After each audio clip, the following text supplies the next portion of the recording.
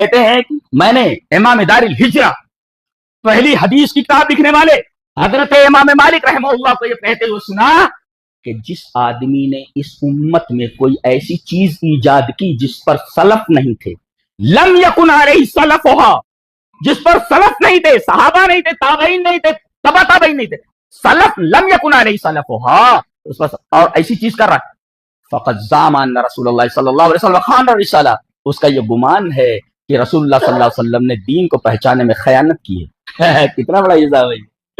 رسول اللہ صلی اللہ علیہ وسلم کے بارے میں یہ کہہ رہے ہو کہ رسول اللہ صلی اللہ علیہ وسلم نے وہ خیر تم تک پہنچایا نہیں؟ اگر یہ خیر ہوتا تو رسول اللہ صلی اللہ علیہ وسلم بھول گئے تھے کیا؟ تو تمہارا گمان یہ ہے کہ رسول اللہ صلی اللہ علیہ وسلم نے خیانت کی ہے پیغام رسالت پہنچانے میں۔ اور آخر میں کہتے ہیں جو اس وقت دین نہیں تھا صحابہ تابعین و تبع تابعین کے درمیان، فلا یکون اليوم دینا، آج بھی وہ دین نہیں ہو سکتا۔ تم نے دین کیسے بنا لیا؟ تم نے دین بنایا کیسے؟